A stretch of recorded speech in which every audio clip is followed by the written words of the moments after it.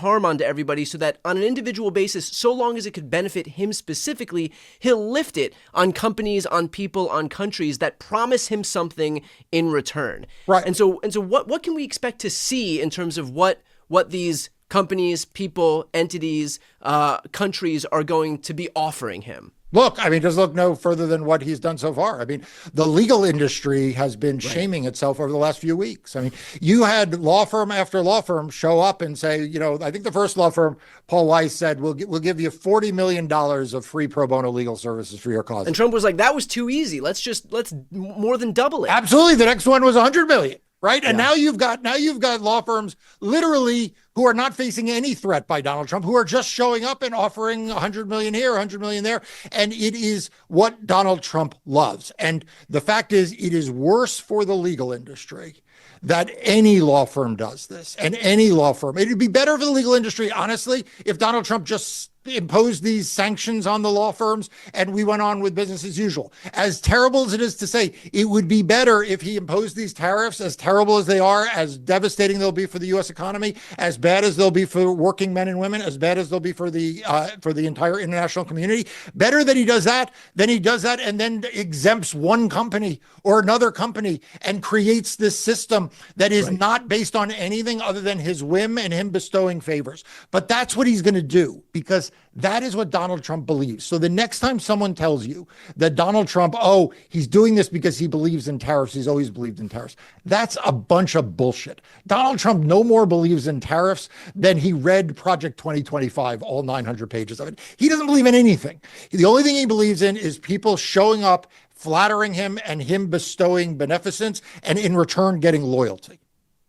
Well, I think his strategy is backfiring a little bit, because Emmanuel Macron came out and said that this is a good time not to capitulate to Donald Trump, but rather to pause all investment in the United States. And so I think his perception of all of this is probably colored by the fact that he is surrounded by such weak-willed, spineless sycophants that he got it in his head that, everybody's going to cow to me. Everybody's going to grovel at my feet. Look at the people I'm surrounded with, the Lindsey Grahams of the world, the Scott Bessents and all of the people in his cabinet, just these groveling sycophants who have taken up collective residence in this guy's colon. And so it distorted his perception of how people actually might have a willingness to fight back. But when you have these other world leaders who aren't super willing to just kind of grovel at Trump's feet, now you've got the beginnings of an actual trade war that are ultimately not going to redound to Trump's benefit and probably result in much less investment into the United States. Yeah, so I think you're exactly right. What Donald Trump cannot account for is the idea that someone has dignity, because no one around Donald Trump has dignity. Right. Donald Trump is used to operating in a world of sycophants who have sacrificed every ounce of dignity as an entrance fee to be in his presence. Right. And so he cannot imagine that there is someone, a world leader, a business leader, an individual citizen who might simply say to him no, not because they're not afraid, not because they don't recognize it'll cause them harm, but because they have decency and they have dignity. They have self-respect. And Donald Trump is miscalculating in this arena, as he usually does when he miscalculates, because there is someone on the other side who says, you know what, my self-respect is worth more to me than the economic harm you can impose. My self-respect is worth more to me than the customers you can scare away. My self-respect is worth more to me than the clients who may leave my law firm and go to some others, or that may go to some other television network. My self-respect matters more. And Donald Trump can't even fathom what that's like. Because I'd ask you, Brian, who in his orbit displays an ounce of self-respect? Not J.D. Vance, not his cabinet, not the people who work for him, not Elon Musk, right? None of these people. He had Ronna McDaniel changed her name in deference to Donald Trump. She took her own name out of the equation so that Donald Trump didn't have to see the word Romney when he was dealing with her. Right. And look at the situation he has with the Joint Chiefs of Staff. He replaced his chairman of the Joint Chiefs of Staff, and he replaced him with a guy who he says, and by the way, the guy now has denied it. He says he chose him because the guy sucked up to him and wore a MAGA hat. I mean, this is how he is choosing. This is how he thinks he needs to choose the guy to be the top military officer in Well, his I gotta say, you know what? Thank God, DEI is gone and meritocracy is back. And look at who he's put in the key cabinet positions. Look at Pete Hegseth. Look at Kash Patel. Look at Pam Bondi. Look at Tulsi Gabbard. Right? I mean, Right. like He just found the people whose lips were attached to his ass the hardest, and those are the people who got positions in his cabinet. right. So to bring this back to tariffs, this is the problem we now face, which is that he is tanking the U.S. economy. He is raising prices on everyday Americans. He has imposed what will be the largest tax increase in American history, and it is incredibly regressive tax.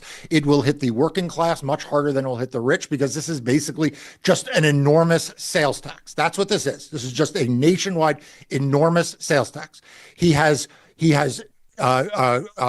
negatively impacted people who have saved for retirement, people who have tried to squirrel away money in their 401ks. He is harming them.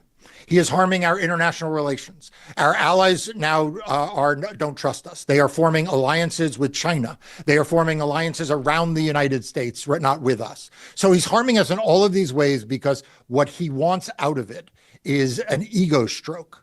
What a desperately pathetic little man he is.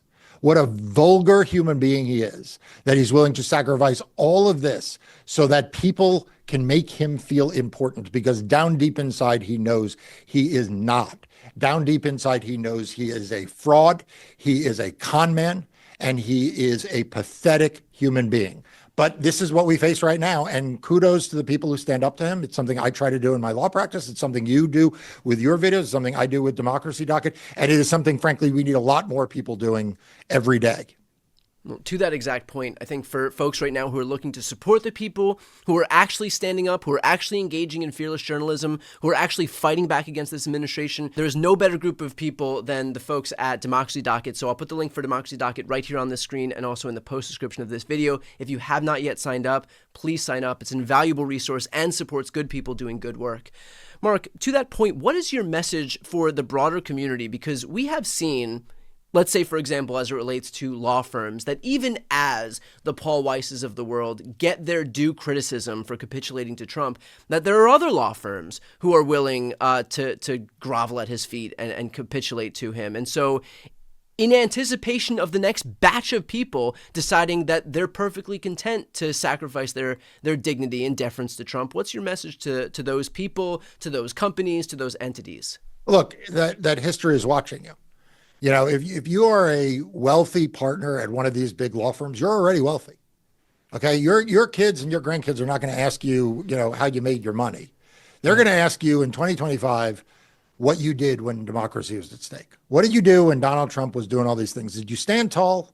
Did you stand up for what was right and wrong? Did you stand up for the rule of law, or did you capitulate? They're going to ask you, if you're a Republican politician, they're not going to ask you, what you campaigned on your last election. They're going to ask, when Donald Trump took over your party, when Donald Trump was destroying working men and women and their savings, what did you do? Did you do anything, or were you just worried about your seat? If you're the president of an Ivy League university, you're used to strutting around the globe. And you're like, I'm the president of an Ivy League university, and we have the best and the brightest, and we educate the best and the brightest, and we do the most important research and think the biggest and most important thoughts. What your children and your grandchildren are going to ask about you, what people will read about you, is not what your budget was for research. They're going to ask, when your university, when education in the United States was under attack, did you capitulate? Did you give Donald Trump what he wanted? Or did you stand up for what you claim you believe in? Right? Did you stand up for the excellence of your universities that you say are vital to democracy? There's a reason, Brian. There's a reason why he has targeted law firms. He's targeted the media. He's targeted universities. Those are pillars of democracy. There's a reason why he's now attacking, of all of the economic systems, there's a reason why he's attacking the trade system, because it is fundamentally a democratizing institution. Right, it builds relations between countries when you have trade. Right, countries that have trade with one another are more likely to be allies than they are to be enemies. It helps lift people out of poverty. That's not to say that free trade has not also cost jobs. And there are things that we have to do to protect American workers, for sure, that have not been done. But Donald Trump's not interested in those either. Like he is fundamentally destroying all of these